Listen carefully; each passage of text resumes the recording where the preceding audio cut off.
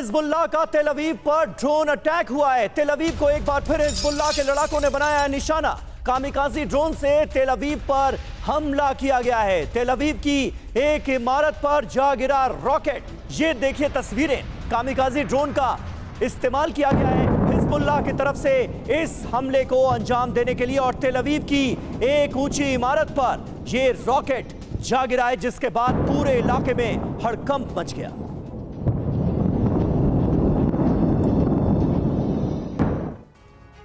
और देखिए एक और बड़ी खबर, ईरानी मिसाइल से इजराइल पर बड़ा हमला हुआ है। मोसाद मुख्यालय के करीब गिरी है मिसाइल। तो ईरानी मिसाइल से इजराइल पर एक और बड़े हमले को अंजाम दिया गया। और जो मोसाद का हेडक्वार्टर है तेल अवीव में, वहां पर बिल्कुल पास जाकर यह मिसाइल गिरी है।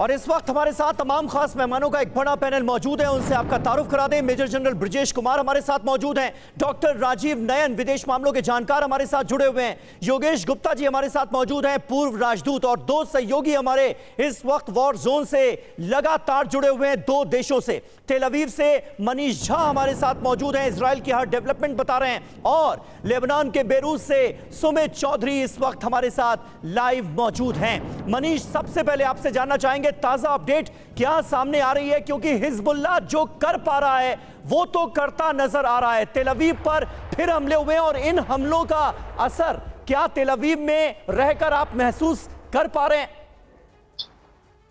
देखिए, सबसे बड़ी बात है कि आज सुबह भी हिजबुल्लाह की तरफ से 40 से अधिक रॉकेट दागे गए। कल उसकी संख्या 280 थी। उससे पहले वाले दिन 300 के करीब रॉकेट दागे गए। इन सबको तो आयरन डोम ज्यादातर रॉकेट को नष्ट कर देता है, लेकिन इसके बावजूद हिजबुल्लाह की तरफ से 2 ड्रोन तेल अवीव में पहुंच चुके हैं, यानी वो शहर जहां पर भी इस वक्त मैं मौजूद भी हूं।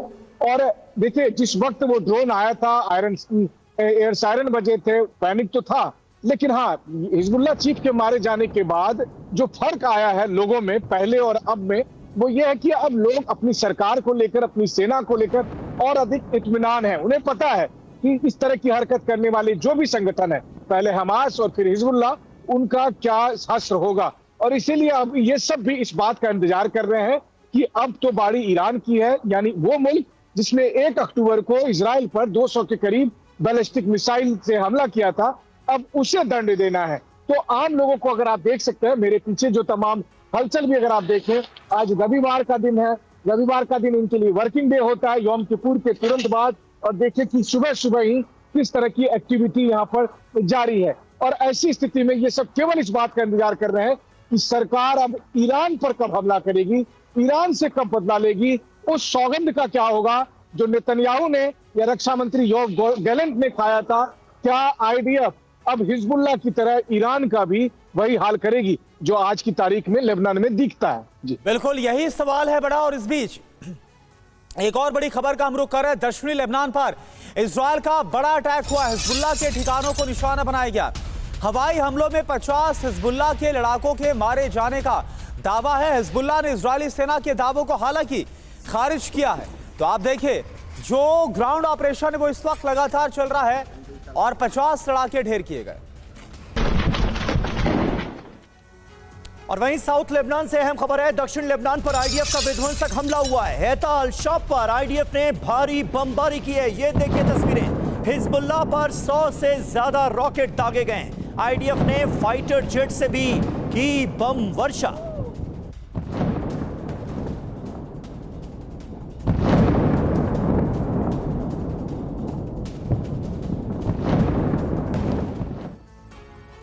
और देखिए एक और बड़ी खबर, ईरान के परमाणु ठिकानों पर हमला कर सकता है इजराइल।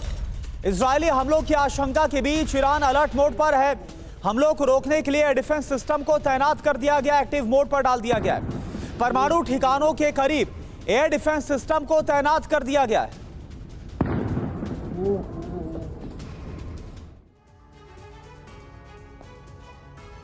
तो देखिए, इजराइल ईरान के किन परमाणु ठिकानों को निशाना बनाने की फिराक में है, ये जान लीजिए। ईरान के कौन कौन से परमाणु ठिकाने इस वक्त इजराइल के टारगेट पर हैं, ये आइए आपको बताते हैं। ये देखिए, ग्राफिक्स के माध्यम से हम आपको बता रहे हैं कि कौन कौन से ईरानी ठिकानों पर एयर स्ट्राइक कर सकता है इजराइल। बोनेब एटमी रिसर्च सेंटर ये निशाने पर है, Fordow enrichment plant, Natanz enrichment plant और शेरिफ यूनिवर्सिटी ऑफ टेक्नोलॉजी ये भी इजराइल के निशाने पर है। रूदन न्यूक्लियर रिसर्च सेंटर को भी निशाना बनाया जा सकता है। Isfahan nuclear fuel research centre को भी निशाना बनाने की फिराक में है इजराइल। तो ये एक बहुत बड़ी जानकारी सामने आ रही है। लेकिन मेजर जनरल ब्रजेश कुमार हमारे साथ मौजूद हैं। ब्रजेश जी, आपको लगता है कि यह मुमकिन होगा, वो भी तब जबकि अमेरिका लगातार ये कह रहा है कि न्यूक्लियर सेंटर्स को निशाना नहीं बनाना है, उसके लिए रजामंदी अमेरिका की मिली नहीं है, फिर भी क्या इजराइल इतना बड़ा कदम उठाएगा जिससे इस पूरे के पूरे रीजन में आग लग सकती है? अमीर, ईरान के ऑब्जेक्टिव्स मेरे हिसाब से बहुत ही क्लियर है। उसका फोकस अपने देश के पश्चिमी और नॉर्दर्न एरिया पे जो हमास हैं और जो हिजबुल्लाह है उनको ख़त्म करना है, और वो कर रहा है दो तीन तरीके से। पहला कि उनकी जो वॉरफेयर की जो कैपेबिलिटी है, क्षमता है, उसको कमज़ोर करना, इकोनॉमिकली, फाइनेंशियली, और उसके बाद में आइसोलेट करना और मिलिटरीली डिग्रेड करना। इस काबिलियत में वो असरदार हो चुका है हमास के अगेंस्ट, मगर हिजबुल्लाह में वो अब ये चल रहा है। दूसरा, आजकल पैसों का, फाइनेंशियल सेक्टर का आदान प्रदान क्रिप्टो करेंसी के द्वारा होता है। तो फिलहाल इजराइल उस क्रिप्टो करेंसी को बैन करने के चक्कर में, रोक लगाने के चक्कर में, जो आपने बात करी, क्या वो ईरान के ऊपर न्यूक्लियर कैपेबिलिटी पे या ऑयल इंस्टॉलेशन पे हमला करेगा, ये सोचने की बात है। ऑयल इंस्टॉलेशन पे अगर हमला करता है तो पूरे विश्व में तहलका मच जाएगा। उसका रैमिफिकेशंस पॉलिटिकली, डिप्लोमेटिकली, फाइनेंशियली पूरा होगा। तो क्या इजराइल चाहेगा दुनिया भर के देश उसके अगेंस्ट हो जाएं? शायद नहीं। कुछ एक आध इंस्टॉलेशन पे वो हमला कर सकता है as a effect, that's about all. जहाँ तक न्यूक्लियर कैपेबिलिटीज़ की बात है, एक दो चीज़ें मैं बताना चाहूँगा।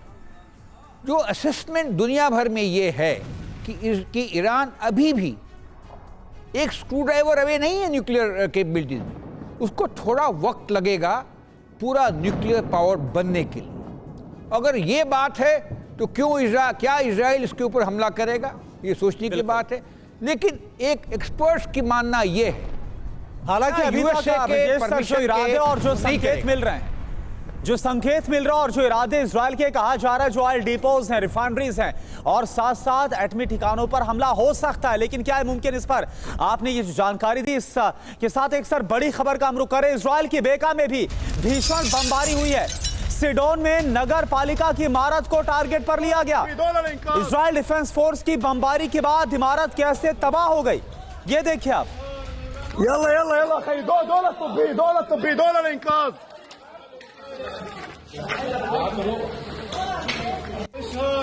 يلا يلا يلا خي دولة طبية دولة طبية دولة الإنقاذ। और देखिए, लेबनान से इजराइल पर ताबड़तोड़ प्रहार का सिलसिला भी रुका नहीं है। हिजबुल्लाह ने एक्रे शहर पर दागी है मिसाइल हमले में एक इमारत की छत कैसे तबाह हो गई, ये तस्वीरें आप देख सकते हैं। कई लोगों के घायल होने की खबर भी सामने आ रही है इस हमले में।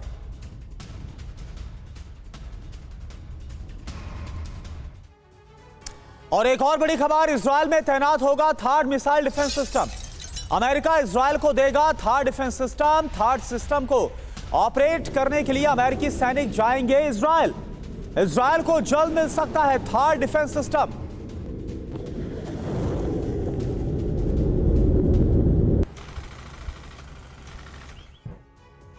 तो अमेरिका हर कदम पर इजराइल की कर रहा है मदद। इजराइल में थर्ड महाविध्वंसक अटैक पर लगेगा ब्रेक। खबर देखिए क्या है, समझिए।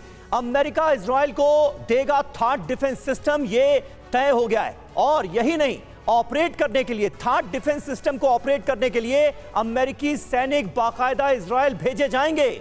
ऑपरेट करने के लिए आईडीएफ को ट्रेन करेंगे अमेरिकी जवान। ये बहुत बड़ी खबर है, यानी अमेरिका ने एक कदम और आगे बढ़ा दिया है इजराइल की मदद के लिए। और देखिए, बिल्कुल थर्ड क्यों आखिर अमेरिका दे रहा है? दरअसल ईरानी हमलों से बचने के लिए, ईरानी बैलिस्टिक मिसाइल हमले से बचने के लिए यह डिफेंस सिस्टम दिया जा रहा है। इंटरसेप्ट करके मिसाइल को मार गिराया जाएगा। बड़ी बात आप समझिए, अमेरिका जल्द दे सकता है थर्ड डिफेंस सिस्टम, जो जानकारी सामने आ रही है। और राजीव नयन सर, सवाल मेरा आपसे यही है, और राजीव सर आपके पास मैं आऊं, लेकिन इससे पहले सुमित का यहां पर रुख करना जरूरी है। सुमित, मैं आपके पास आ रहा हूं, जरा बताइए कि इस वक्त क्या रणनीति वहां पर आपको नजर आ रही है हिजबुल्लाह की? क्योंकि हसन नसरल्लाह के मारे जाने के बाद लगातार जो हिजबुल्लाह है वो खुद को रिवाइव करने की कोशिश कर रहा है, और उधर इजराइल का जो सपोर्ट है वो अमेरिका बढ़ाता हुआ नजर आ रहा है थर्ड डिफेंस सिस्टम के जरिए, जिसकी बहुत जल्द सप्लाई भी हो जाएगी। बिल्कुल, देखिए अभी रणनीति बिल्कुल, मैं आपको बताऊं कि कल शनिवार के दिन एक बड़ी मीटिंग का आयोजन या फिर मीटिंग को करने की कोशिश की गई थी हिजबुल्लाह के दौरान, लेकिन बाद में वो मीटिंग एंड मोमेंट पर कैंसिल कर दी गई, क्योंकि हिजबुल्लाह को ये डर था कि अगर उन्होंने बेरूट के आसपास के इलाकों में दोबारा से कोई बड़ी मीटिंग की तो निश्चित तौर पर इजराइल की तरफ से कोई अटैक आएगा, और जो उनके बचे कुचे कमांडर्स हैं जो लगातार अभी ग्राउंड पर काम कर रहे हैं या फिर बेरूट के आसपास के इलाकों में काम कर रहे हैं, वो मारे जाएंगे। तो अभी ये डर है खासतौर पर हिजबुल्लाह में कि वो कहीं पर भी इकट्ठे नहीं हो रहे हैं। दूसरी तरफ हिजबुल्लाह की अब ये कोशिश है बेस जो है वो धाइया या फिर आप कह सकते हैं कि बेरूट के इलाकों से निकालकर दूसरे इलाकों में शिफ्ट करे। वो नॉर्थ के इलाके हैं, वो ईस्ट ऑफ लेबनान के इलाके हैं जो सीरिया और लेबनान के बॉर्डर पर हैं, जो द्रूज और क्रिश्चियन पॉपुलेशन एरिया है। तो दरअसल अब हिजबुल्लाह की कोशिश है कि वो अब पॉपुलेशन में मिक्स हो जाए। पहले हिजबुल्लाह एक जगह पर रहकर, धाइया में रहकर अपने हेडक्वार्टर से, अपनी जगहों से काम करता था, लेकिन अब वो दूसरी पॉपुलेशन एरिया में घुस रहा है। दूसरी एक और इंपॉर्टेंट चीज जो हमने साउथ लेबनान में देखी, साउथ लेबनान के अंदर वो अपने कमांडर्स को कंसोलिडेट कर रहे हैं, और दूसरी और एक और इंपॉर्टेंट बात ये कि वो प्रिकॉशनरी मेजर्स लेते हुए सी शोर्स एरियाज के अंदर अपने स्टील वॉल्स को क्रिएट करना, लगातार अपने बेसिस को मजबूत करना और लॉन्ग रेंज मिसाइल्स का इस्तेमाल करना दूसरे इलाकों से। तो ऐसी रणनीति हिजबुल्लाह इसलिए इस्तेमाल कर रहा है क्योंकि हिजबुल्लाह को ये पता है कि अब इजराइल की पूरी नजर है, पूरा सर्वेलेंस है, और इजराइल के अंदर इजराइल का जो भी अटैक होता है बेरूट में, हिजबुल्लाह को लगता है कि एक बार फिर से उनकी लोकेशंस कॉम्प्रोमाइज हो गए। बिल्कुल, हिजबुल्लाह की तैयारियों के बारे में डिटेल से आपने जानकारी दी। एम्बेसडर योगेश हमारे साथ मौजूद हैं। योगेश जी, किस तरह से आप देखते हैं इस डेवलपमेंट को? ऐसा लग रहा है कि अमेरिका ने एक कदम और आगे बढ़ा दिया है, थर्ड डिफेंस सिस्टम का इजराइल को देने का ऐलान जो सामने आया एक तरह से, और कुछ ही दिनों में यह सिस्टम मिलने भी जा रहा है इजराइल को। न सिर्फ सिस्टम मिल रहा है बल्कि अमेरिका बाकायदा अपने जवानों को भेजेगा इजराइल, जो आकर यहां पर आईडीएफ के जवानों को ट्रेन करेंगे। यह क्या बता रहा है? कथनी और करनी में तो बड़ा अंतर नजर आ रहा है अमेरिका के मद्देनजर भी अगर देखा जाए। देखिए समीर, इसको हमें थोड़ा सा समझना होगा कि जहाँ तक इजराइल की डिफेंस का मसला है, इजराइल को डिफेंड करने का मसला है, उसमें जो है अमेरिका का कमिटमेंट पूरा है, और अमेरिका जो है हर तरह से कोशिश करेगा कि इजराइल के ऊपर ईरान के या ईरान की प्रॉक्सीज के अटैक्स को वो ना होने दे, उनका पूरा से पूरा बचाव कर सके जी। लेकिन जहाँ तक इजराइल के ऑफेंसिव या एग्रेसिव एक्शंस वाली बात है, उसमें थोड़ा अमेरिका और इजराइल की सोच में फ़र्क है, जैसा आप लोगों ने अभी बताया अपने स्टेटमेंट्स में जी। कि अमेरिका ऐसा कोई स्टेप नहीं चाहता इजराइल ले, जैसे कि ऑयल वेल्स को तबाह करना या न्यूक्लियर इक्विपमेंट या न्यूक्लियर सिस्टम्स को तबाह करना, जिससे कि ये युद्ध फैल जाए पूरे रीजन में, या फिर जिससे कि दुनिया में ऑयल के प्राइसेस इतने बढ़ जाए कि उससे उसका इलेक्शन जो है वो इफेक्ट हो, या पूरा का पूरा बाजार दुनिया का इफेक्ट हो। इस तरह की चीज़ जो है वो अमेरिका नहीं चाहता, और उसमें जो है वो इजराइल की मदद नहीं करेगा जी। ये हमें थोड़ा सा स्पष्ट करने की बात है। लेकिन इजराइल डिटरमिनेड है कि वो कुछ बड़ा करना चाहता है, बिल्कुल, जिससे कि वो ईरान को दबाव में ला सके और ईरान को ये बता सके कि आज की तारीख में भी जो है हमारी टेक्नोलॉजिकल और मिलिट्री कैपेबिलिटी आपसे बहुत ज़्यादा है, आप हमारे बराबर नहीं हो अभी भी। बिल्कुल योगेश सर, और यही वजह है कि जो लग रहा है कि थाड के जरिए जो डिफेंसिव पावर है उसको बढ़ाने की कोशिश की जा रही है बजाय कि अटैकिंग पावर को बढ़ाया जाए। इस बीच एक और बड़ी खबर, लेबनान में इजराइल का ग्राउंड ऑपरेशन जारी है। आईडीएफ के जवानों ने लेबनान में तबाही मचाई है। ग्राउंड ऑपरेशन में हिजबुल्लाह के कई ठिकाने जो ध्वस्त हुए हैं वो आप देख पा रहे हैं।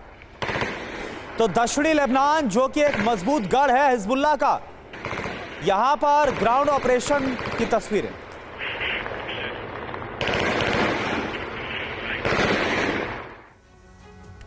और वहीं अहम खबर आ रही है, इजरायली एयरफोर्स का भीषण प्रहार हुआ है। दक्षिणी लेबनान में हिजबुल्लाह के ठिकानों को एक बार फिर इजरायल ने बनाया निशाना। इजरायली हमले में भीषण तबाही की खबर सामने आ रही है। ये देखिए तस्वीरें किस तरह से हिजबुल्लाह के ठिकानों को चुन चुन कर इजरायल बना रहा है निशाना।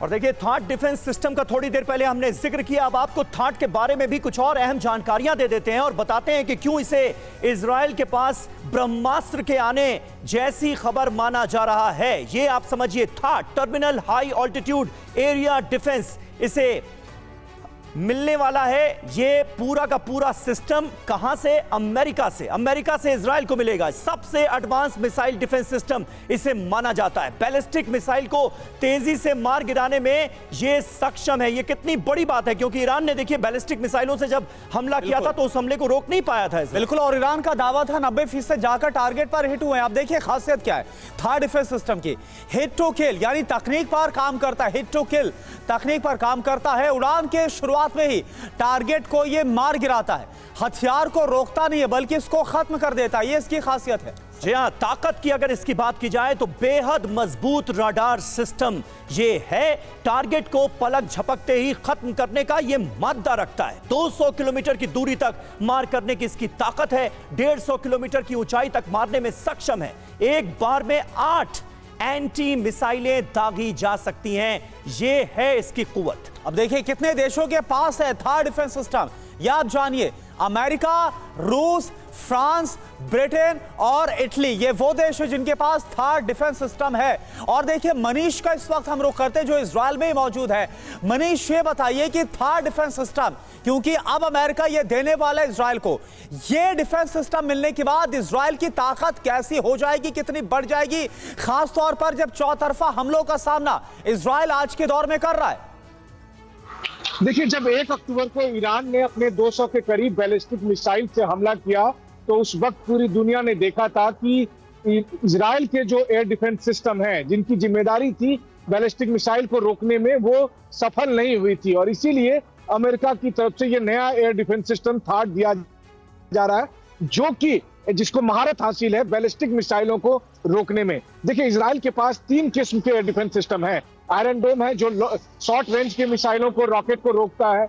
वहीं पर मध्यम दूरी की मिसाइलों को रोकने के लिए David sling air defence system है। लेकिन लंबी दूरी की बैलिस्टिक मिसाइलों को रोकने के लिए इजराइल के पास एरो 3 और एरो 2 एयर डिफेंस सिस्टम है। लेकिन एरो 2 और एरो 3 उस दिन कामयाब नहीं हुए थे। ऐसे में अमेरिका को लगता है कि एक बार जब इजराइल बदला लेने के लिए ईरान पर हमला करेगा, उसके बाद ईरान भी जवाबी कार्रवाई में बहुत सारे और बैलिस्टिक मिसाइल का प्रहार करेगा।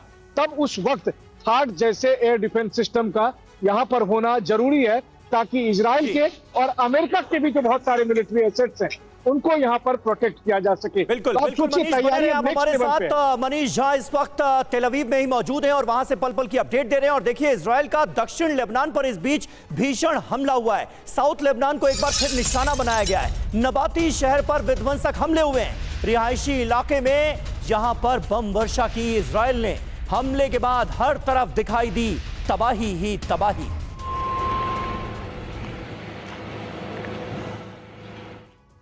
और एक और बड़ी खबर, ईरान को दहलाने की इजराइल की बहुत बड़ी तैयारी है। साइबर अटैक के बाद अब ईरान पर बड़े हमले की प्लानिंग है। ईरान के एटमी ठिकानों पर हमला मुमकिन है, यह खबर सामने आ रही है।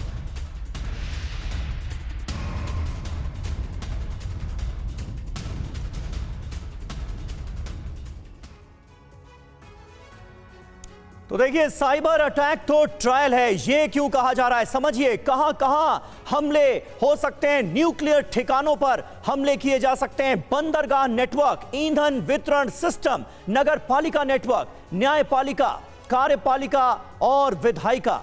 आगे क्या हो सकता है? ईरान पर बड़ा हमला करेगा इजराइल। ईरान के एटमी ठिकानों पर हमले मुमकिन है, हालांकि अमेरिका इसके लिए रजामंद नहीं है। टारगेट पर ईरान के तेल डिपो भी हो सकते हैं। ईरान के बड़े शहरों में हमला होगा। खास रणनीति क्या है? हमले को लेकर इजराइल का प्लान तैयार है। हमला कब होगा, कैसे होगा, यह किसी को पता नहीं है। अभी तक अमेरिका को भी हमले की पूरी जानकारी नहीं है। सिर्फ नेतन्याहू और टॉप कमांडर्स को इसकी जानकारी है। राजीव नयन साहब हमारे साथ मौजूद हैं, विदेश मामलों के जानकार। नयन साहब, क्या अमेरिका की रजामंदी आपको सीधे सीधे बैकडोर से नजर आ रही है? जो तमाम डेवलपमेंट हो रहे हैं वो इसकी तरफ इशारा कर रहे हैं, क्योंकि कहा तो बार बार यही जा रहा है कि नहीं, अमेरिका ने मना कर दिया है कि ऑयल डिपो को निशाना नहीं बनाना है, न्यूक्लियर एस्टेब्लिशमेंट को निशाना नहीं बनाना है। लेकिन उसी के साथ यह खबर आ जाती है कि इजराइल कुछ भी कर सकता है। हो सकता है ना सुने अमेरिका की। देखिए, अभी हाल में फाइनेंशियल टाइम्स ने एक बड़ी अच्छी कहानी रिपोर्ट लिखी थी जी, और जिसे वहाँ के अमेरिका के डिपार्टमेंट ऑफ डिफेंस के हवाले माना जाता है, किया गया था, लिखा गया था। उसमें जहाँ तक परमाणु ठिकानों की बात है, उन्होंने स्पष्ट किया था कि आज के दिन में इजराइल के पास वह क्षमता नहीं है, क्योंकि जिससे कि वह ईरान के परमाणु ठिकानों पर सीधे हमला कर सके।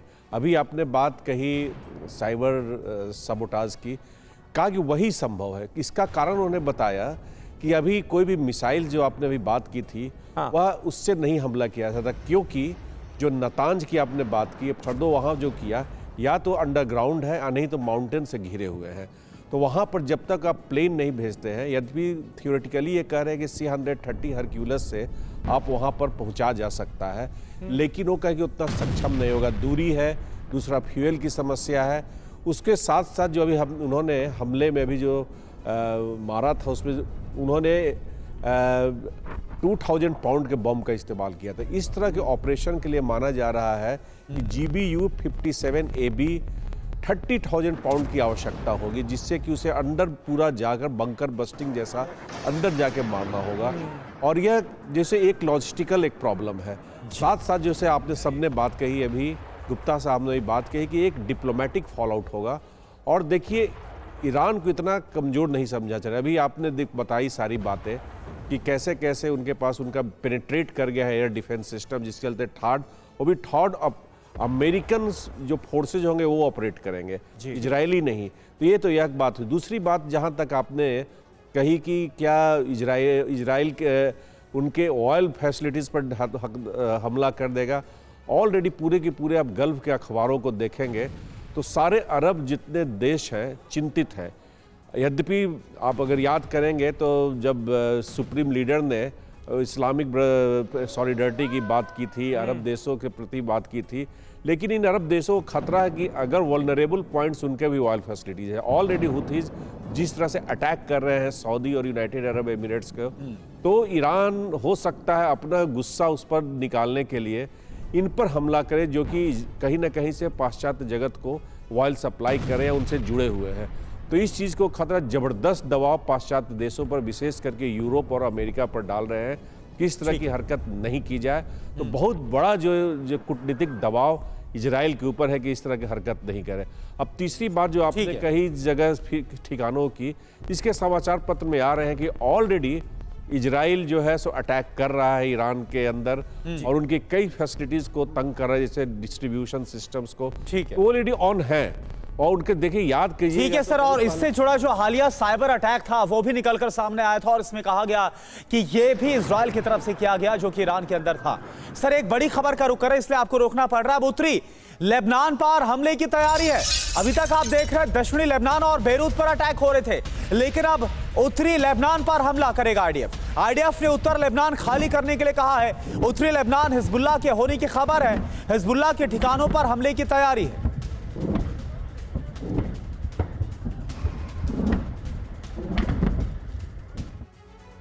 तो देखिए, मंशा अमेरिका की फिलहाल यही नजर आ रही है कि 1979 जब इस्लामिक क्रांति हुई थी ईरान में, उससे जो पहले का दौर था उस दौर में ईरान को पहुंचाया जा सके। ईरान की भी तैयारियां भरपूर नजर आ रही हैं। इजराइल को फुल सपोर्ट अमेरिका का है। देखना होगा आगे होता क्या है।